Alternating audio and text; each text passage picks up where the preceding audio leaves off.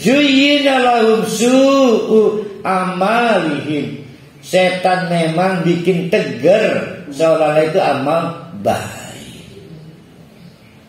Setan sunnah, nyunnah.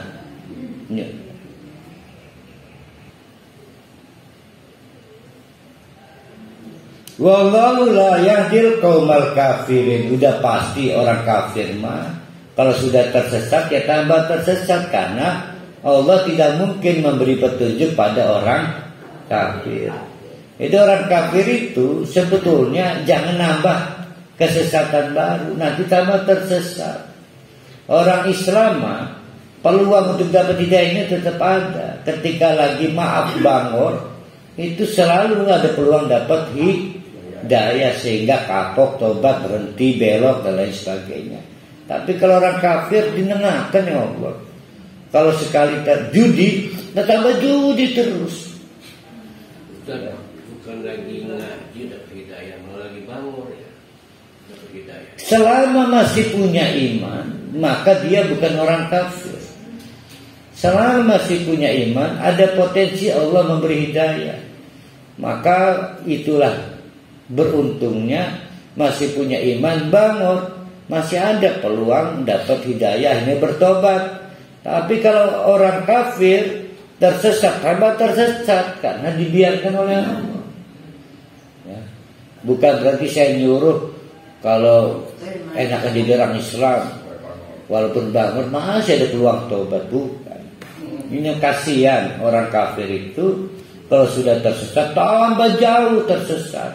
Kenapa? Wallahu la yahdil qaumal kafirin. Nah sekarang kita lanjutkan bagaimana kejadian perang, namanya perang apa ya lawan Romawi itu, perang Tabuk. Ini ayat 38, 39 ini perang Tabuk. Memang ada kaitan dengan bulan Rajab. Ini perang terakhir. Saya lupa Nabi perang berapa kali ya? 9 kali ya? 9 kali. Nabi turut serta terdaftar sebagai pasukan perang itu 9 kali. Jumlah perang sendiri 28. Tapi tidak semua Nabi tercatat sebagai peserta pasukan perang. Nah, perang-perang yang Nabi terlibat langsung pulang dapat sertifikat, dapat tanda kehormatan bintang ya. Itu saya lupa 9 atau 8. 9 ya, 9 kali ya, apa 8 kali? Anggaplah bismillah 8. Maka ini perang ke-8. Oh 9. Ini perang ke-9. 9. Nah namanya perang Tabuk. Di suatu tempat kawasan bernama kawasan Tabuk. Perlu sekitar 15 hari waktu tempuh dari Madinah menuju Tabuk. Karena jaraknya itu sama dengan jarak kantor pos Serang alun-alun sampai kantor pos Yogyakarta. Iya 600 kilo mas. Jadi kantor pos Yogyakarta itu di jalan veteran. Apa sampai alun-alun. Serang jalan di Ponorogo.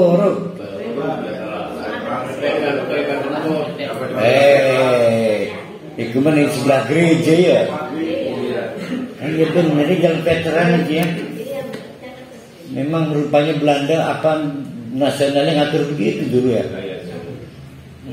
Menanya, apa iya Rasul itu setiap perang tidak pernah membunuh? Hanya 2 orang katanya, Rasul dengan Abu Bakar. Yang lainnya biasa maju membunuh. Nah ya, kalau Rasul sampai harus menangkis dan menghunuskan pedang, berarti pertahanan udah jebol.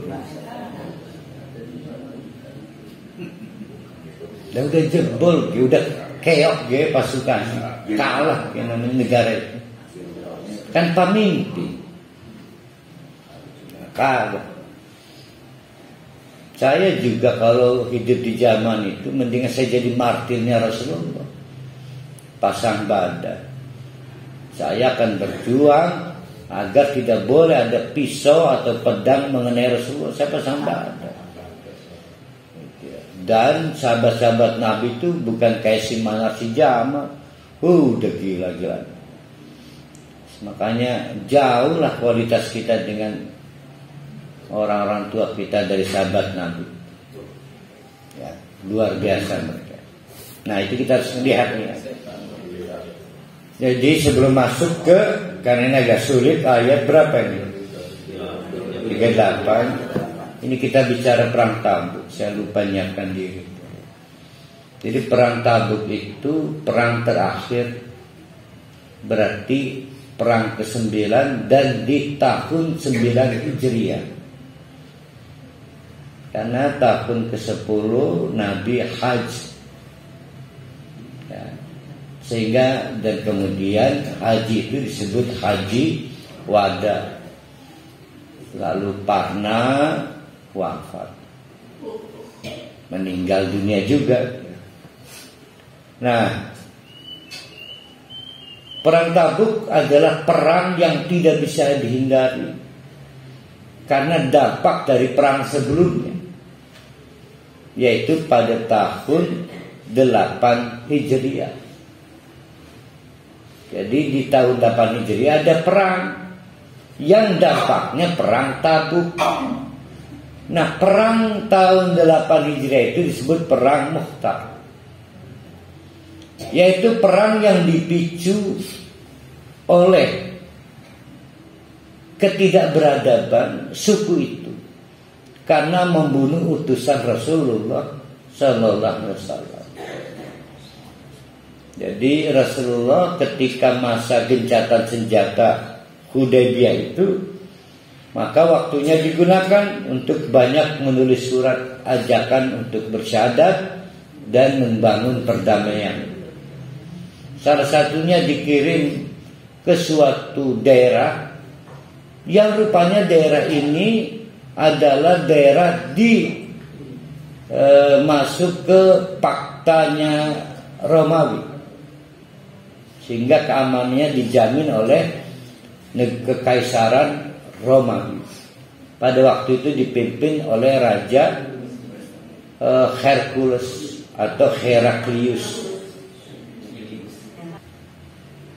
Nah, karena dia kekaisaran, dia punya fakta, jadi semacam sekutu-sekutu. Seperti Malaysia itu di Britania Raya. Indonesia alhamdulillah nggak ikut ke siapa-siapa ya. Jadi ke Cina mau, karena dia ikut siapa. Nah, sampailah utusan Rasulullah ini ke kawasan kecil ini, sebuah suku. Mentang-mentang dia punya backing Romawi, sudah nggak senang Islam, dibunuhlah.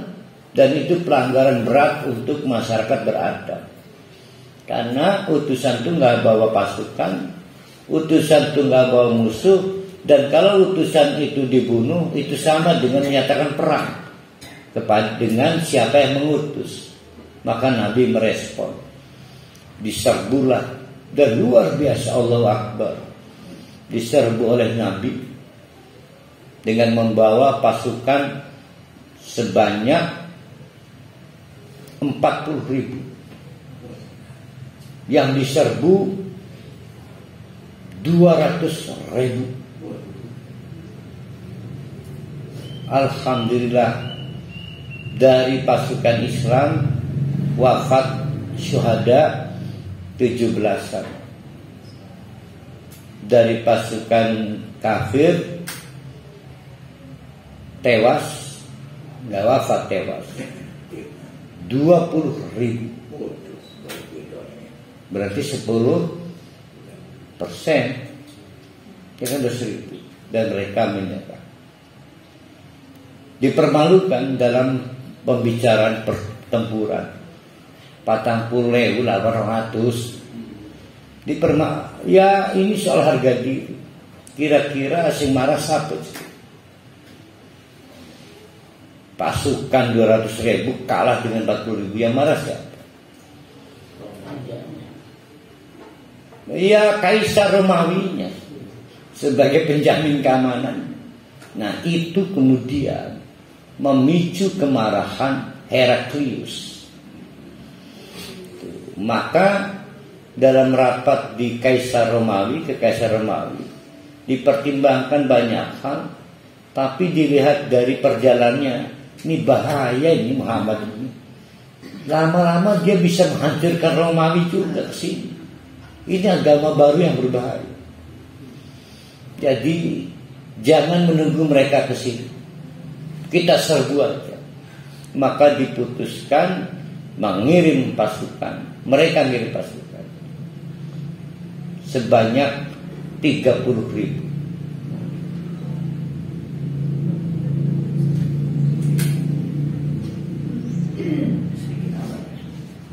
Romawi, Pak, ini bukan pasukan dengan peralatan senjata yang sudah canggih.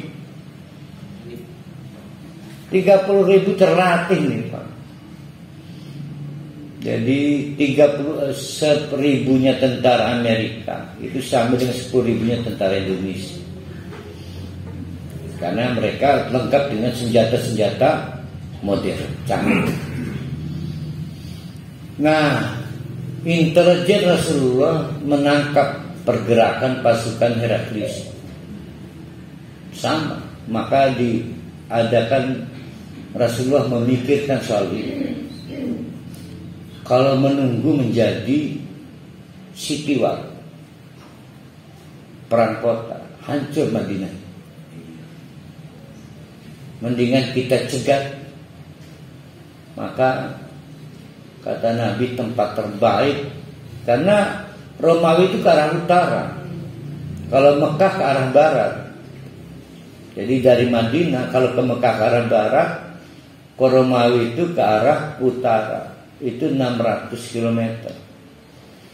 Jadi butuh perjalanan 15 hari. Enggak, ini diperkirakan. Waktu ketemu raja, ringan kok. Ketemu raja. Waduh, gawat ini. Kita harus meladeni perang di bulan haram. Nah itu ceritanya itu.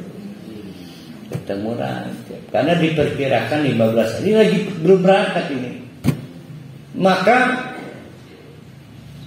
terjadilah silang pendapat di Madinah. Mereka dibayang-bayangi takut kualat, takut kalah karena ada di bulan yang tidak tepat, bulan Rajab. Tapi sebetulnya terungkap juga mereka itu nyalinya ciut, Romawi bohong.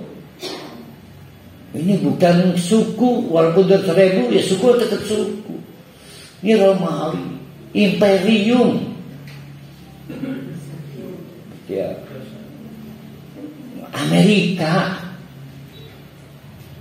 Maka banyak yang alasan macam-macam udur Nabi, macam-macam ikut perang. Sehingga Nabi Muhammad hanya berhasil mengumpulkan 3.000. Kelak intelijen Romawi akhirnya menangkap. Wah, kita dicegah. Jadi sebetulnya mereka sendiri ketakutan menghadapi pasukan Rasulullah. Begitu diketahui mereka memberangkatkan 3.000 edan, sudah yakin mereka pasti dimenangkan oleh Tuhan mereka. Sudah tahu. Karena logika mereka, mestinya mereka mengirim 30.000 lagi. Apple to apple. Tapi kalau hitungan spiritualnya, Nabi hanya memberangkatkan 3.000, pasti ini bersama pasukan yang tak tampak. Maka mereka mundur teratur. Ketika Nabi sampai Tabuk, bingung dikani lawan. Tidak. Maka Nabi berkemah sepanjang 20 hari. Ada yang menyebut 10 hari. Menyisir kawasan, khawatir pasukan 40.000 itu bersembunyi di banyak tempat. Tapi akhirnya intelijen memastikan mereka kembali ke Romawi. Jadi peperangan itu dimenangkan oleh Nabi Muhammad tanpa perang. Tanpa perang, tapi perang. Jadi niatnya sudah dapat dan melanggar bulan haram, bulan raja. Jadi itu sama seperti itu. Dah akhirnya berarti berapa hari itu?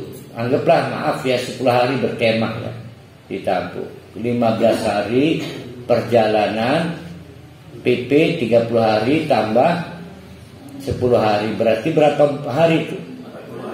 40 hari, sekitar 1,5 bulan. Berarti nyampe ke Madinah kapan itu? Awal sekitar menjelang Ramadan, akhir Sya'ban. Sudah mulai panas. Ini apa? Padang pasirnya, sehingga kaki melepuh. Sampai Madinah itu orang-orang munafik yang tidak berangkat, yang tadi ngepel, cikut. Wih, tahu gini masa ikut ya. Akhirnya celoteh lah, munah banget. Nanti bantai. Kalau nggak salah ya ini ayat berapa kita ini? 38 kalau nggak salah, iya deh. Perang Tabuk. Iya. Iya tak ini.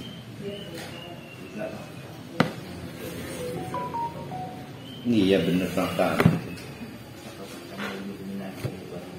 Maka orang-orang munafik itu pada. Nah kita coba ambil satu ayat ya. Ya lumayan satu ayat. Ya ayyuhalladzina amanu. Hei, ngaku iman kan kalian? Iya, kami beriman. Kenapa pejirih? Pejirih itu apa ya? Penakut. Di data Rasulullah, siapa yang mau berangkat ke Tabuk kepada nggak mau, anak pesikin. Maka kata Allah, ya ayyuhalladzina amanu, hai orang-orang beriman. Malakum, ada apa sini? Idza qila lakum infiru fi sabilillah, ketika kalian diomong, ayo siapa yang mau berangkat fi sabilillah? Kebetulan Tabuk. Saqaltum, kamu merasa berat. Ilal ardi, bertahan, tidak mau berangkat. Araditum bil hayati dunya minal akhirat. Apakah kamu terbawa lebih senang dunia ini daripada akhirat? Kamu takut mati? Karena kalau mati kamu tidak bisa lagi memberi nafkah pada anak istri kamu. Kalau kamu mati, kamu gak bisa sempat lebih lama lagi menikmati rumah mewah kamu. Karena takut mati, kalau mati kamu tidak sempat lebih lama lagi menikmati kendaraan, banyak hal buah-buahan. Kamu gak yakin di surga lebih enak lagi tentang semua itu.